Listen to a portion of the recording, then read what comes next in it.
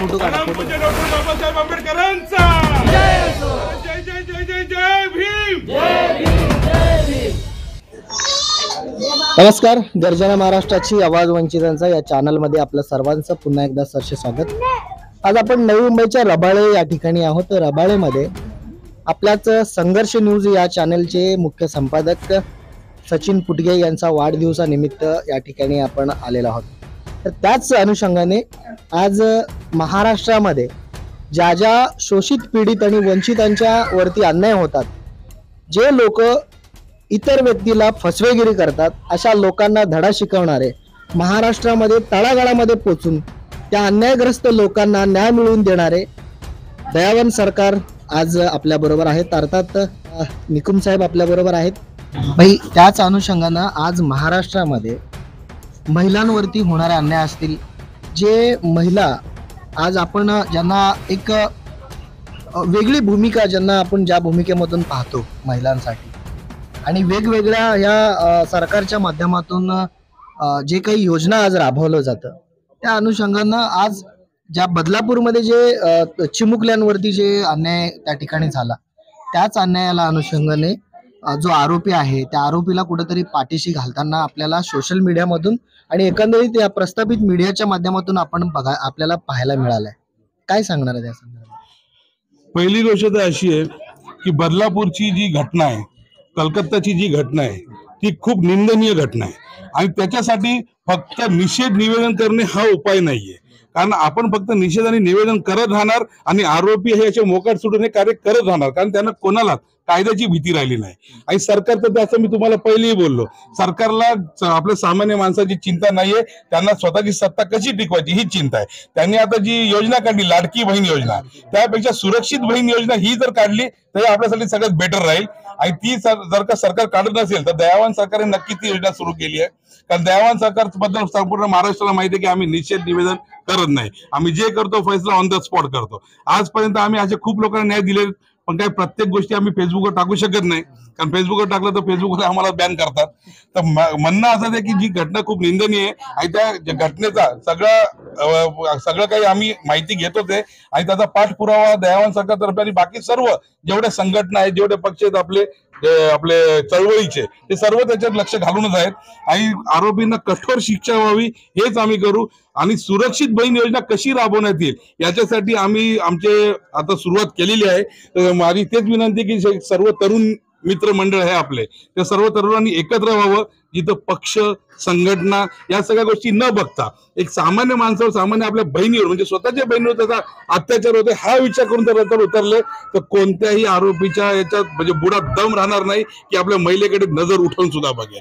आणि त्याची प्रचिती आम्ही देऊच लवकर. आता यापुढे मी या सर्वांना आजच सांगतो की जर कोणीही आपल्या बहिणीला कधी कोणा त्रास झाला किंवा काही झालं तर तिने हक्काने दयावान सरकारला संपर्क करावा. त्या आरोपीची नग्न धिंड काढल्याशिवाय दयावान सरकार राहणार नाही.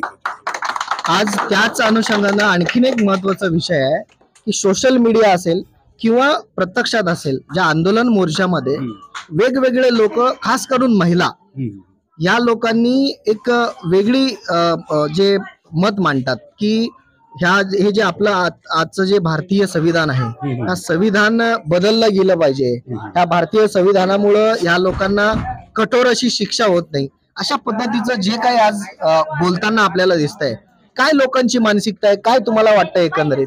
याचं खरं म्हटलं तर ना, संविधान कोणाचा बाप बदलू शकत नाही, कोणाचे 10 बाप झाले तरी संविधान कधी बदलू शकत नाही. कारण ते आपल्या बापाने, डॉक्टर बाबासाहेब आंबेडकरांनी बनवलंय आणि ते एवढं सुंदर बनवलंय की कधी कोण त्याच्यामध्ये चेंज, थोडाफार चेंजेस करू शकतात पण बदलू शकत नाही. पण विषय काय माहितीये का की संविधान जे आहे ते बरोबर आहे, संविधानाचे जे कलम आहेत तेही बरोबर आहेत. पण काय होतं, जेव्हा कोणती केस होते आणि जेव्हा कोणती केस पोलीस स्टेशनला जाते तेव्हा तो पोलीस अधिकारी किती इमानदारीमध्ये ती केस बघतोय आणि कोणत्या साईडने आपल्या आरोपीला साईडने न जाता फिर्यादीला किती न्याय देतो हे बघणं महत्वाचं आहे. आज कुठे अन्याय होतो, अत्याचार होतो. आज तुम्हीच बघा बदलापूरची जी घटना आहे, 12 तास त्याच्या आई वडिलांना बसून ठेवले. तर पहिले ते मानसिक त्रास त्यांना आणि त्याच्यामध्ये वरतून तुम्ही बसवतात त्यांना. आज जोपर्यंत आपल्या संघटनांनी सामान्य माणूस जागा झाला नसता तर ही घटना सुद्धा दाबण्यातच आली असती. आणि ज्या लोकांनी ज्या पोलिसांनी जे केलं ते सस्पेंड झालेच की शेवटी शेवटी ही आपली सगळ्यांची मिळून अख्ख्या महाराष्ट्राची ताकद आहे.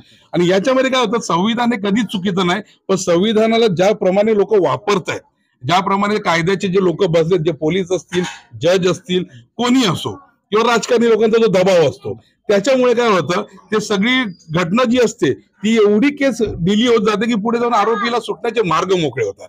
आणि ते नाही व्हायला पाहिजे यासाठी जेव्हा कधी संघटना कुठे अशी घटना घडते तेव्हा आपल्या सर्व संघटनांनी एक होऊन ज्या प्रकारे फिर्यादीला न्याय देण्यासाठी एकत्र येऊन जर प्रेशर दिलं आणि प्रॉपर आपण संविधान मार्गाने चाललो तर नक्कीच आरोपीला कठोरच्या कठोर शिक्षा होणार, हे 100% होणार.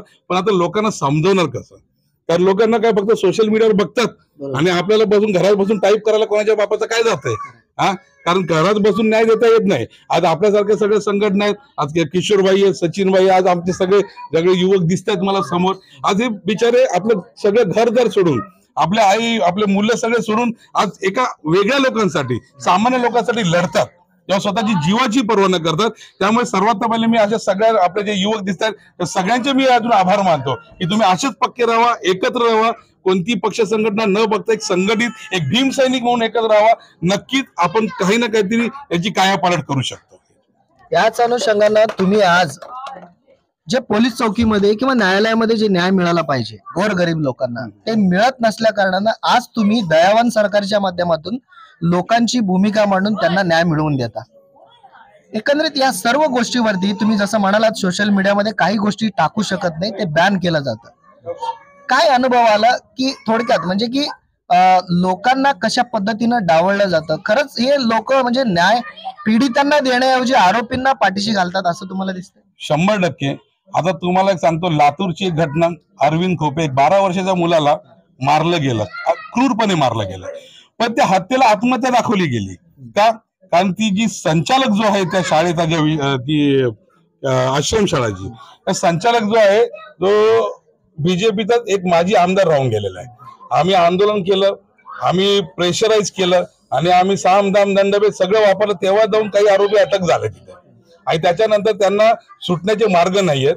पण अजूनही आम्ही कोर्टामध्ये PI दाखल केली आहे, जेणेकरून जो संचालक आहे त्याने ती जबाबदारी घेण्यापेक्षा त्याने जबाबदारीतून पळ काढला आणि तिथं मार्ग असा दाखवला की तिथं आत्महत्या आहे. अशाच गोष्टी दाबल्या जातात आणि असेच काही घटना घडत असतात महाराष्ट्रामध्ये. माझा दयावान सरकारचा जनता दरबार भरतो जेव्हा पोलीस स्टेशन वगैरे कोर्ट कधी कुठून न्याय मिळत नाही आणि जेव्हा सगळीकडनं माणूस हतबल होतो तेव्हा शेवटचा पर्याय म्हणून दयावान सरकारकडे येतात. कारण दयावान सरकारचं कामच ते, दयावान सरकारचे जेवढे खंबीर मेंबर आहेत ते कुठली पर्वा न करता ते कुठल्याही लेवलला जाऊन काम करतात. मग तो कोणी असो, तो आमदार असो, खासदार असो. आता काही व्हिडिओ असे तुम्हाला मी कधी पर्सनली दाखवेल की आमदारच्या PA सुद्धा उचलून मारलेत आम्ही, पण ते आम्ही दाखवू शकत नाही, तर मग आम्हाला वेगळा विषय होईल. आज कसं आहे, आज आम्ही सगळे पुऱ्या दुनियेला माहिती आहे की आज आम्ही सगळी गुन्हेगारी सोडून जर आज आम्ही समाजकार्यात आलोय तर नक्की अशा प्रस्थापित लोकांना लढण्यासाठी, त्यांच्या विरुद्ध लढण्यासाठी, जर माझं तर असं एक म्हणणं आहे की काटेसी काटा निकाल सकते. त्यामुळे असे गुन्हेगार जरी असतील तरी गुन्हेगार कधी आपल्या आईच्या पोटातून येत नाही. तेव्हा समाजाच्या काही त्रासामुळे काही वरिष्ठ लोक, काही धनाढ्य लोक, काही गुंड लोक, त्यांच्या त्रासामुळे तो गुन्हेगार बनतो, पण त्यालाही मोका मिळाला पाहिजे. त्यासाठी तर आम्ही अशी संघटना काढली की गुन्हेगाराने जेव्हा गुन्हा सोडलाय तर त्याने सुधरावं आणि जी ताकद त्याने गुन्हा करायला वापरली होती तीच ताकद त्याने सामान्य माणसाच्या जर पाठीशी टाकली तर त्याच्या पाठीशी जर उभा राहिला तर कोणाच्याच बापात दम नाही जो सामान्य माणसाच्या केसाला जरी धक्का लागेल तरी. हेच आमची इच्छा आहे.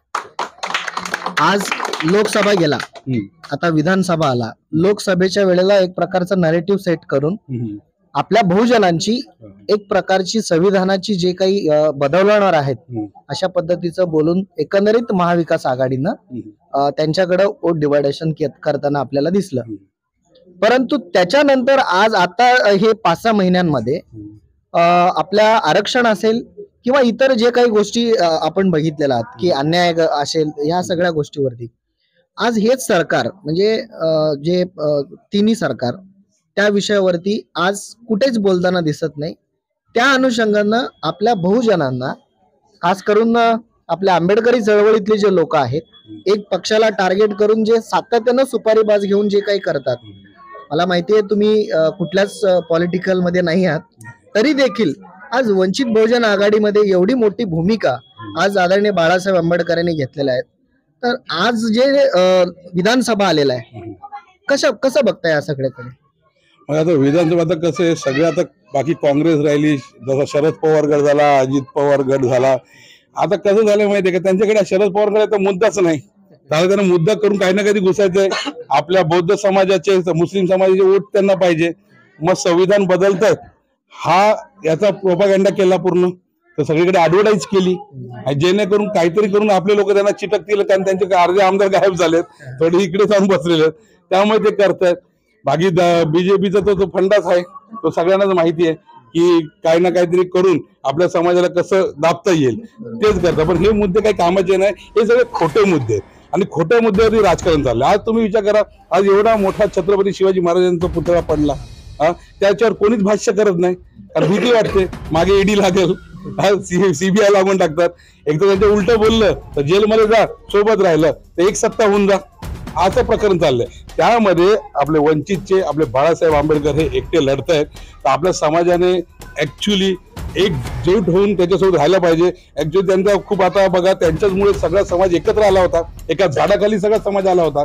पण शेवटी काय आपलेच गद्दार इकडे जातात तिकडे जातात, त्याच्यामुळे काय करू शकत नाही. पण मी तर सगळ्यांना एकच म्हणेल की आपला निळा झेंडा हा विधानसभेत लोकसभेत गेलाच पाहिजे. आता विधानसभेत जर आपला निळा झेंडा पाहिजे असेल तर ताकदीने तुम्ही बाळासाहेबांच्या सोबत उभे राहा. नक्कीच आम्ही पण सोबत आहोत.